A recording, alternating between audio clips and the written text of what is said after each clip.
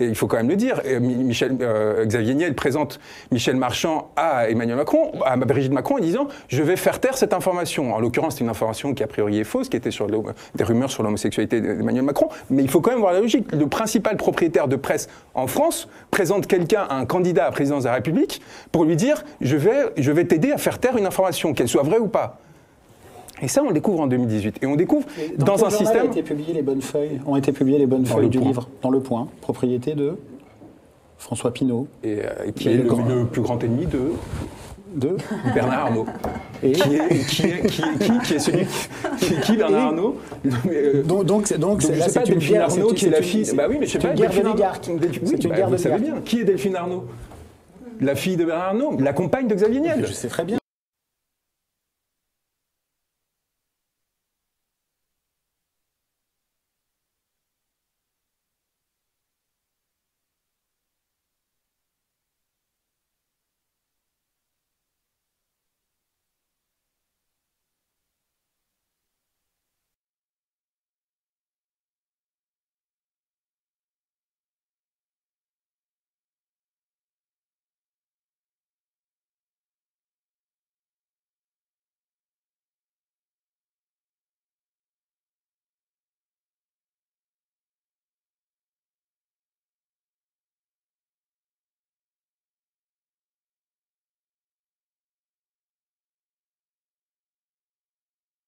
Ce que vous commencez à écrire 15 jours après l'élection d'Emmanuel Macron, réellement vous l'ignoriez avant le premier tour. Vous ignoriez avant le premier tour qu'Emmanuel Macron était...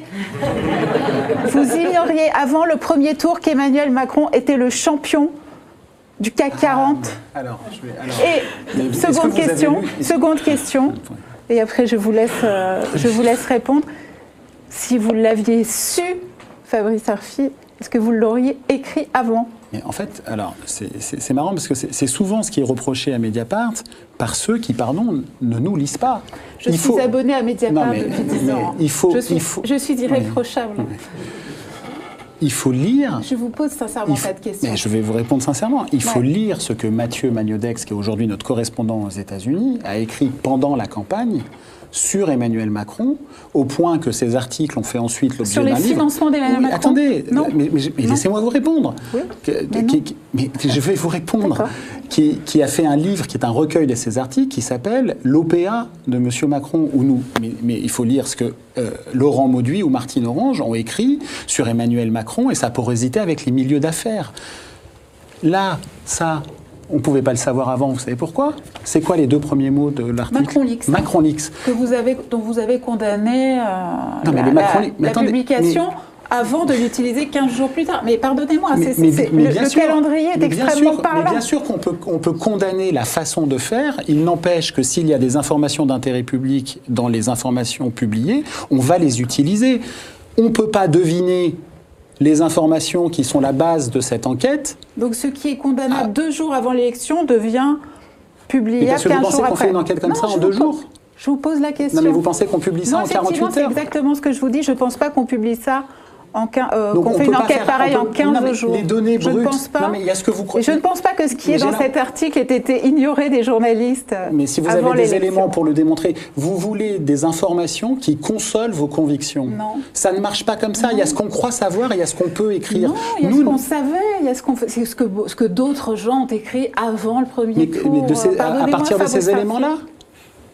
À partir de ces éléments-là, est-ce que vous avez lu Laurent Mauduit? Est-ce que vous avez lu Laurent Mauduit dans Mediapart? Laurent Mauduit est certainement l'un des seuls Donc vous nous reprochez de ne pas avoir écrit ce que nous avons pourtant publié.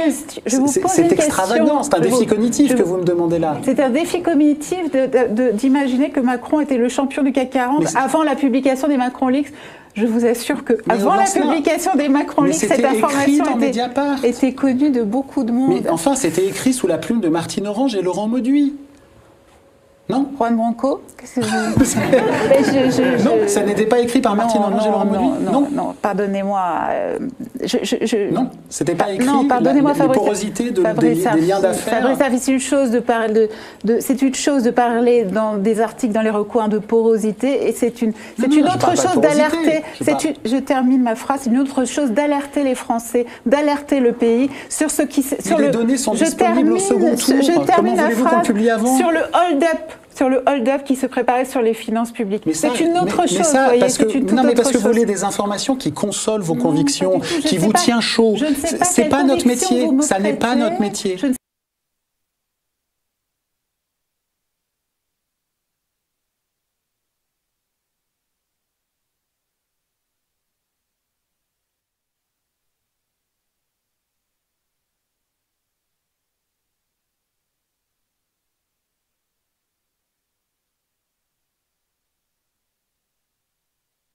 Sans arrêt, monsieur, il y a des gens chez nous qui travaillent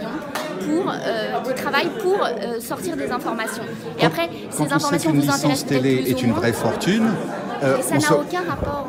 Vous mélangez des choses qui n'ont aucun rapport. Vous avez cité, c'est une célébrité, comme Rémi Buzine de Brut, c'est le journaliste de rue. Mais c'est vrai que ce qu'on vous a répondu, c'est que partout il y a des journalistes qui se battent et qui font leur travail. D'accord, mais est-ce que je mets en opposition...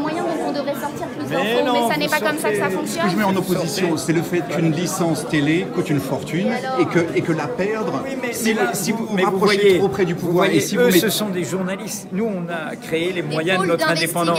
Mais eux, ils travaillent, ils font et ils essayent. Voilà, ce sont nos alliés. Hein. Oui, je comprends bien, mais disons qu'il y a des lanceurs d'alerte, il y a des gens qui sont en avant. Mais c'est des informations sans arrêt. Il y a ceux qui ont les chauds blessés. Il y a des infos à BFM. C'est nous qui sortons l'information selon laquelle il y a plus d'une centaine de djihadistes qui vont rentrer en France. Voilà. Moi, j'en ai sollicité un pour lui dire, est-ce que vous êtes en contact avec Piotr Pawlenski? Il a une information qu'il considère comme étant légitime et qu'il veut rendre publique. C'est-à-dire que lui-même était dans une démarche où il pensait qu'il pouvait épouser la légalité. Et peut-être que si Mediapart, qui se sent si glorieux d'avoir refusé cette vidéo, à ce moment-là, l'avait acceptée en la floutant. Par exemple, on ne serait pas aujourd'hui dans la situation présente. Si Mediapart avait servi de filtre, vous voyez, et de ne pas laisser un individu seul s'occuper de ce travail, peut-être que Mediapart a considéré que ce n'était pas justifié, qu'en gros on fait ce qu'on veut dans l'intimité. Oui,